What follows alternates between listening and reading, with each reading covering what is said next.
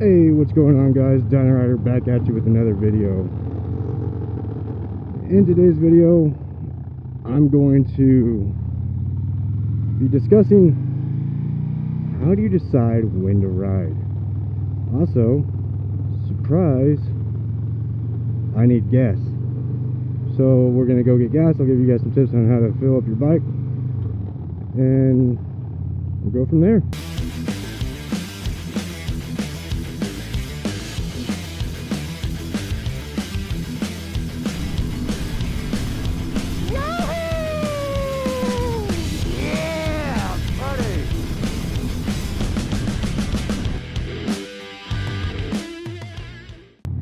Okay, so how to decide when to ride. There's a couple things you need to consider when thinking about how to decide when to ride, okay? You need to consider things like weather, traffic patterns, construction, stuff like that. Where you're gonna ride, what gear you're gonna need, all that sort of stuff, alright?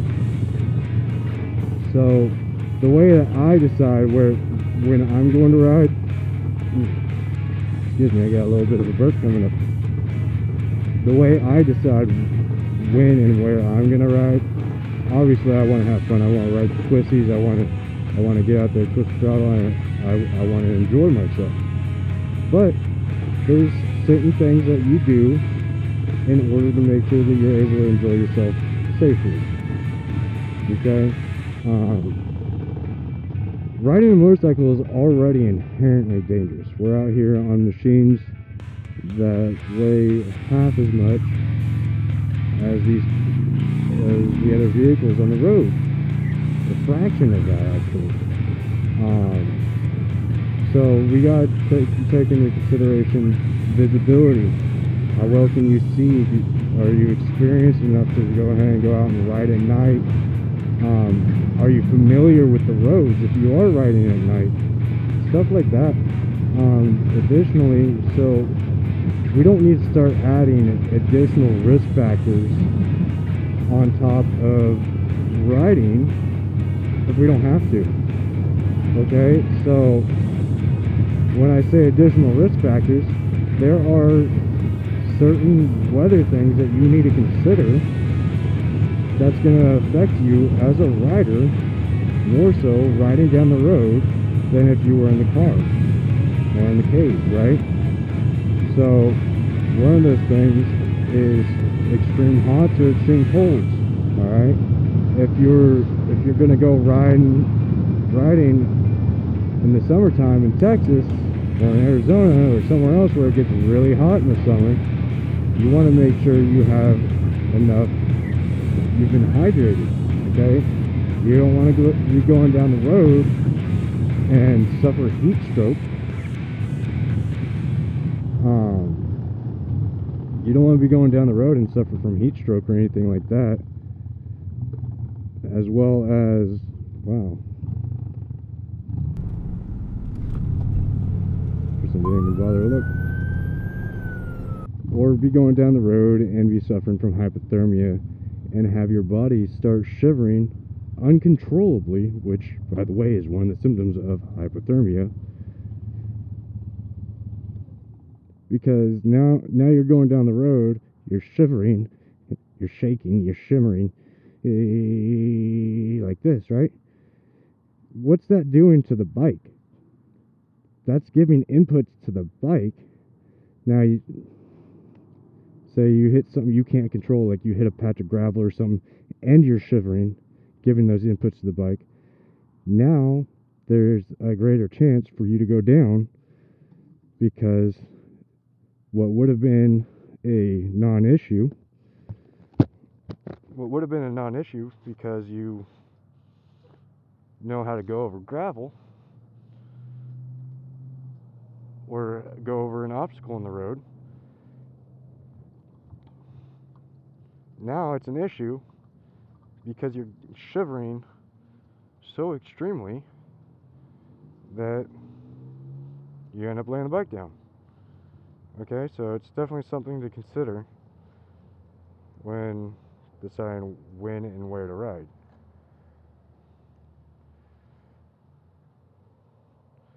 So take that into account, guys. Is it really hot? Do you have enough cold weather gear to ride in those conditions? Do you have enough experience riding at night? Do you have enough experience in those conditions? Alright guys, so we're going to go through a brief segue here. I'm at the pump, I've put in my payment information, so we're going to talk about filling the bike up. Alright, so there's a couple things you want to do here. It's really simple. First, you pay your money, right? For your motorcycle, you always want to use the highest octane dinosaurs they got. Alright, then you're going to turn around, you're going to come over here, and you're going to control the fuel going into your bike. You're not just going to put it in there and set the little lock lever. I've got a little spot there I rest the nozzle on, and I just pump it in. You manually control how much force is going in here, because you don't want spillage going out all over your tank.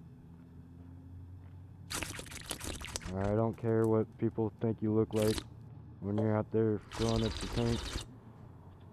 You shouldn't either, you know. This has a high level of ethanol. It'll eat away your paint really quick.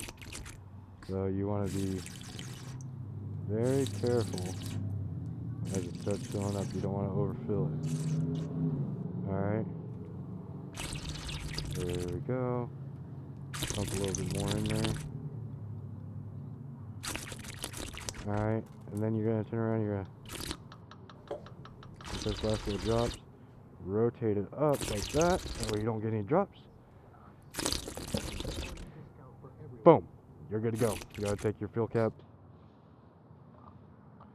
Put it back on there.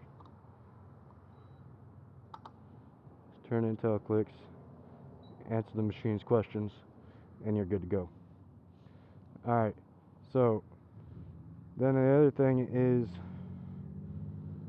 so that's weather, right? You want to make sure that you're going to be comfortable while riding and you're hydrating. I don't care if it's winter or summer or whatnot. If you don't drink water, you will pass out. If you pass out going down the road, the bike's going to stay up for a little bit. You're probably going to fall off. You're going to incur some medical injuries. It's not going to be good. So make sure you're taking responsibility for your own safety. Your responsibility, your safety, right? Make sure you're taking responsibility for your safety and get it, man. Alright?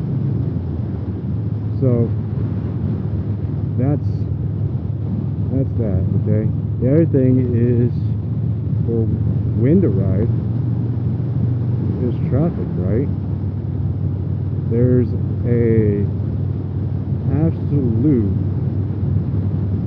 there is an absolute amount of traffic that each rider is going to be comfortable riding in. Okay, if you're a Metropolitan rider, you're probably pretty used to riding in Metropolitan traffic. If you're a rural rider, you can probably handle a certain amount of traffic, but you're obviously going to become a lot more uncomfortable doing traffic riding than the Metropolitan rider is going to. So you got to ride within your limits, okay?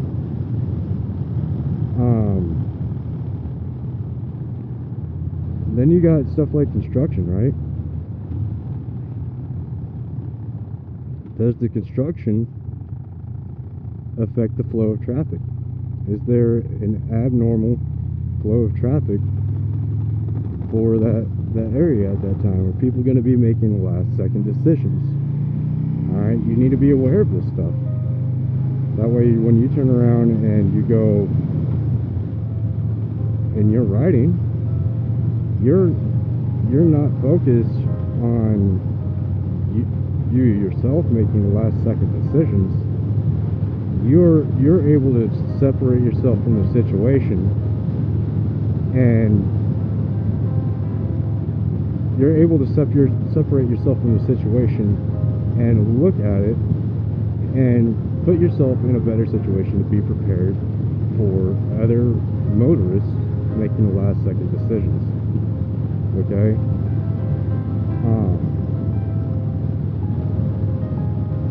And of course, you know, weather's going to be a factor in it. Is it raining? Are the roads going to be slick? Is it cold? Is it icy? How's that going to affect the road conditions and the traction that your tires have? All of that. Okay? But these are just some things that you want to think about when it comes to your riding. Okay? I don't care what experience level you're at. You want to pay attention to these things. Alright guys, this video's probably already been long enough. If you guys like this, drop a comment down below if you guys think of anything else that riders should be cognizant of when deciding when and where to ride. Put it in a comment below. If you guys haven't already, consider subscribing. Only 9% of my viewers are subscribed. And of course, you can check out the Facebook page. If you guys want to message me directly, you guys can hit me up there. Y'all have a great one. Dynarider out. Peace.